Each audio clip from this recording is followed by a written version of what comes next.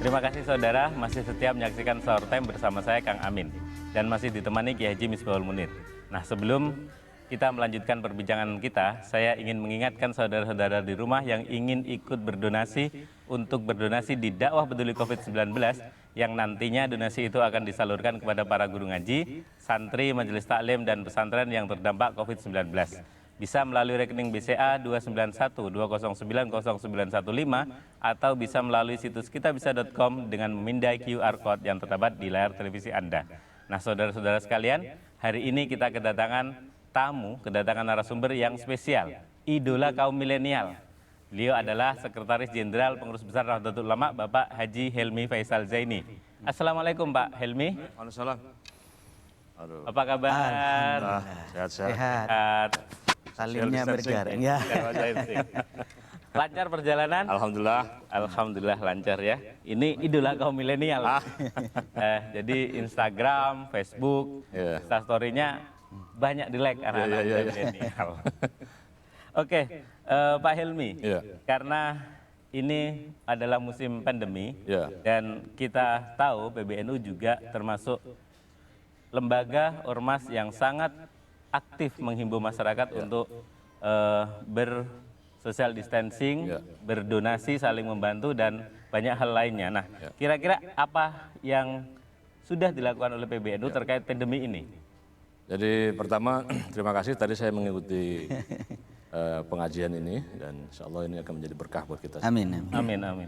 Yang kedua, PBNU ini selama pandemi telah melakukan dan terus dalam 3 kegiatan. Yang pertama itu kegiatan yang bersifat preventif, pencegahan.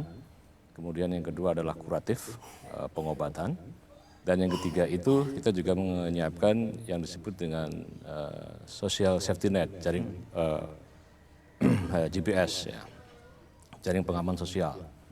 Nah, kegiatan-kegiatan yang bersifat preventif seperti dari awal kita telah membagi jutaan masker, kemudian juga hand sanitizer, dan dalam bentuk sosialisasi ke banyak warga.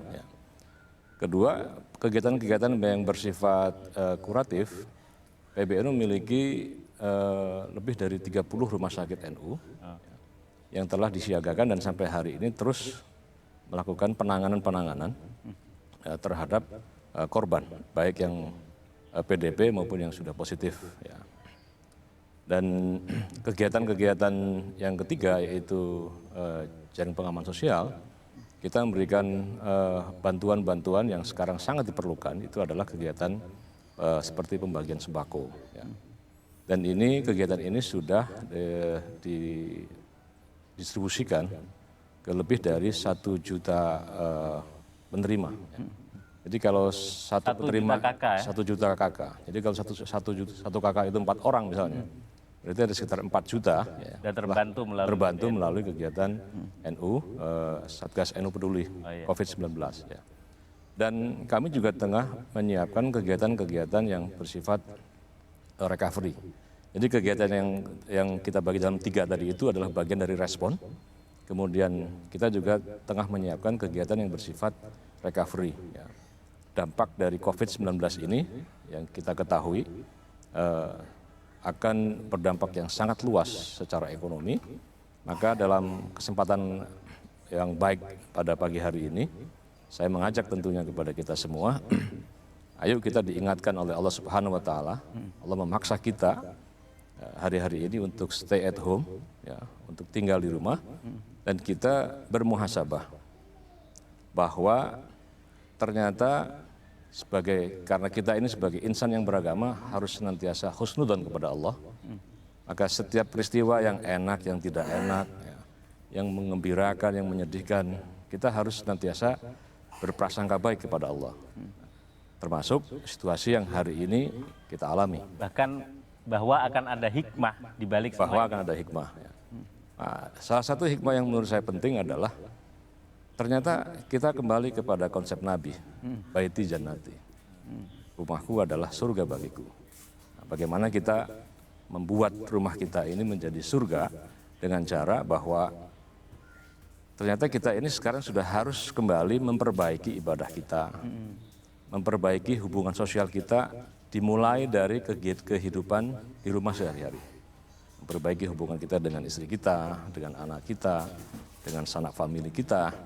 Yang insya Allah nanti ini setelah pandemi ini usai, maka seluruh modal yang telah kita bina di rumah tangga kita masing-masing ini akan menjadi modal besar, yaitu terbentuknya satu kohesi sosial yang penting bagi terciptanya satu masyarakat yang telah belajar banyak dari hikmah yang panjang ini, sehingga melahirkan tepak selira yang tinggi, saling berbagi yang luar biasa, saling merasakan ternyata ketika pandemi ini semua tidak berarti kecuali hati kita untuk senantiasa selalu bersyukur kepada Allah Subhanahu wa taala. Baik, Kiai. Untuk di banyak media itu sudah tersebar bahwa PBNU itu mengajak tawakal. Ya. Nah, itu secara milenial bagaimana maksudnya Pak tawakal di pandemi ini? Ya. Tawakal itu ala Allah. Tawakal kepada Allah bahwa setiap peristiwa yang kita alami itu selalu kita harus kembalikan kepada Allah, back to Allah. Ya. Sehingga dalam keseharian kita bisa mewujudkan situasi-situasi ini menjadi sesuatu yang positif. Ya. Nah, misalnya dulu mungkin kita jarang sekali mengerjakan pekerjaan-pekerjaan sunnah. Ya. Sholat duha misalnya, kemudian sholat tahajud. Ya. Nah, dengan kita semakin banyak di rumah ini, ya, stay at home ini, belajar di rumah, bekerja di rumah, bahkan tadi beribadah ya, sholat Jumat, sholat tarawih pun kita, bahkan nanti sholat Id pun, insya Allah kita juga akan dikerjakan di rumah. Maka ini semuanya akan menjadi bagian penting dari peningkatan spiritualitas kita. Baik, Pak Helmi. Ya. Di kenyataannya di masyarakat yang sudah terdampak COVID ini banyak sudah korban berjatuhan. Bahkan bukan hanya korban dalam arti jiwa, tetapi ada beberapa perawat yang dipaksa keluar dari kosnya. Bahkan ada jenazah yang ditolak masyarakatnya. Itu kira-kira tanggapannya gimana itu? Ya, dalam kesempatan ini kami menyerukan kepada seluruh warga masyarakat, terutama sebagai umat Islam, bahwa kita ini wajib memberikan penghormatan kepada jenazah, ya, kepada korban yang telah meninggal. Ya. Tentu soal cara pemakaman ini kita harus mengikuti protokol. Ya, ya. Tapi tidak kemudian serta-merta bahwa para penderita ataupun korban COVID ini kemudian ditolak oleh warga. Ya, para kiai telah membuat satu keputusan, ya, menolak jenazah itu justru pekerjaan yang haram, ya, itu berdosa besar. Ya. Nah, kita jangan sampai melakukan dosa kolektif sama-sama kemudian menolak kedatangan dari satu jenazah yang terindikasi menjadi korban dari COVID-19 ini. Dan saya kira ya, melalui kesempatan ini, mari kita saling memberikan edukasi kepada warga masyarakat, ya, semuanya, bahwa peristiwa ini bukanlah satu kutukan. Ini adalah musibah, ya, yang bisa mengenai kepada siapapun. Islam tidak Islamkah, baik tidak baikkah. Ya. Sebagaimana apa saja kena ya. Siapa saja kena. Ya. Sebagaimana dulu ketika kita juga pernah di Aceh, ya, ada bencana tsunami, ratusan ribu orang yang menjadi korban, itu semua melebur, orang baik, orang yang tidak baik, Islam tidak Islam, semuanya. Yang kaya, yang miskin semuanya. Maka janganlah kita sekali-kali, ya, ketika orang itu terkena musibah, lalu kita buru-buru sudah mengatakan, wah ini kena kutukan. Wah ini kena adab gitu. Ingat nggak ketika bencana ini belum sampai ke Indonesia, kan kita belum sudah ngata-ngatain, wah ini kena kutukan ya karena begini. Ternyata sekarang kita juga sampai ke sini juga. Sampai juga. Itu ya. Nah, yang ketiga saya kira, saya menyambung tadi apa yang menjadi tema diskusi ataupun pengajian kita pada pagi hari ini adalah agama sebagai sumber kebaikan. Mari, karena kita tadi sudah back to Allah, kembali kepada Allah, maka jadikanlah agama ini sebagai motivasi dari berbuat baik. Ya. Nah, berbuat baik seperti apa? Saya kira dalam Islam banyak sekali tuntunan. kalau kita menilik satu ayat yang disebutkan la khairu fi katsirin min najwahum illa man amara bi shadaqatin aw ma'rufin aw islahin bainan nas. Ada 3 pekerjaan yang istimewa di mata Allah. Ya. Apa itu? Yang pertama adalah bi shadaqatin, bersedekah. Ya. Tadi disebutkan bahwa barang siapa yang bersedekah itu akan menolak bala.